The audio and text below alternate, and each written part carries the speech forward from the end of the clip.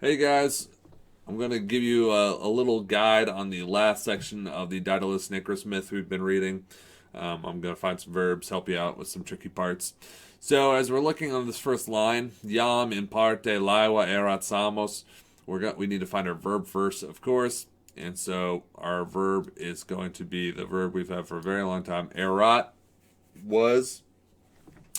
And so what we're going to have here, so when we try to find our subject, it's not going to be Daedalus Icarus. It's going to be this location of Samos. So what's going to be happening in these first few lines is they're going to be listing off all the locations that Daedalus and Icarus are flying by. So Samos, Delos, Paros, Labynthos, Calymne. These are all different places, little islands that they're flying by in the sea.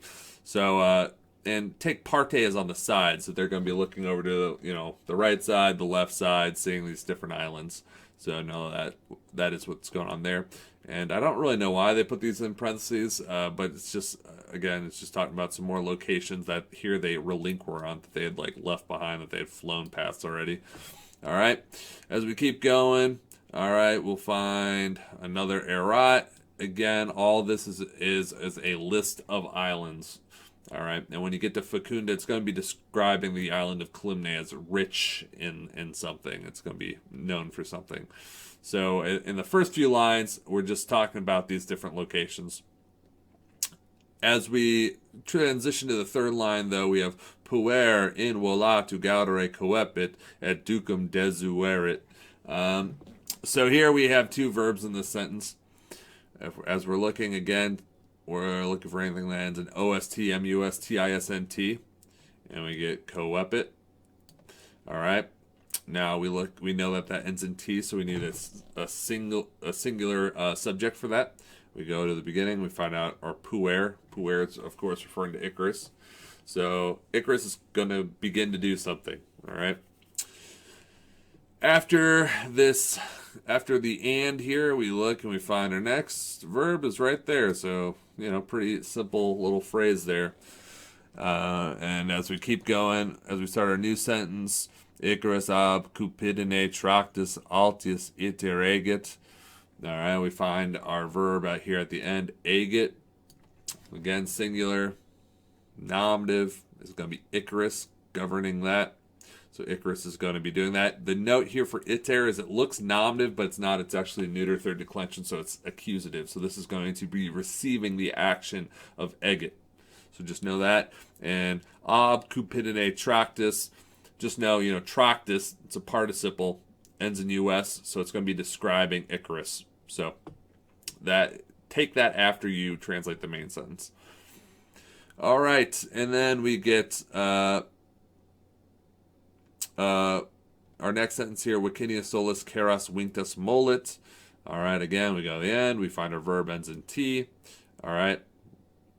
Now, if we look at this molit, you might think, all right, this means to soften. Icarus is not actually going to be the subject. So instead, you're going to have to find a different nominative singular. Hint, look at the beginning. All right. As we keep going, we have another. He likes giving kind of a longer sentence and a short little phrase following it. So here, he kind of sets up the next little phrase, and it's only two words. And of course, our verb ends in nt, so we need a plural subject. All right, and then we're going to go back, and we're going to have ille lacertus quat nun ulas auris percit. So our first verb here is again ends in t, quatit, to wave. All right, ends in T. He is going to be doing it. Ille referring to Icarus. Next part, we go through verb at the end. Oh, dang it. Our verb at the end, percit. Again, Icarus is going to be the subject of that. And then we go down here, ore clamante nomen patris. This is a little more difficult. Ab aqua excipiuntur. So at the end of the sentence, we have this excipiuntur. This is a passive verb. It has that entur ending. Entur remembers the they form it's the they form on the verb chart. I don't know why I'm blanking there.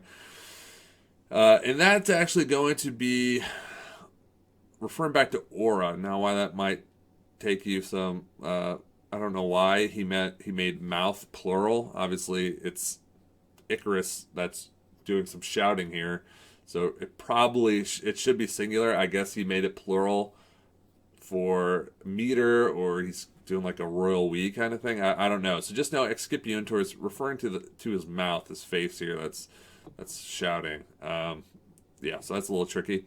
And then the next part here, we got Ovid being a little cheeky here.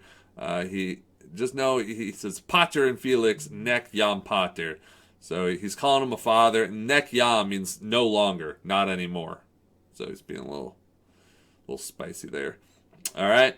And so then the father's going to ask some questions. He's going to talk. He's going to talk again. He's going to ask this question: Ubi es, ubi te requiram te. So no, the endings are not your typical he, she. We have a you form and a I form there. All right. He's going to talk some more. And then our next verb is aspexit. Again, it's singular, he, she, or it. The father is the one doing it.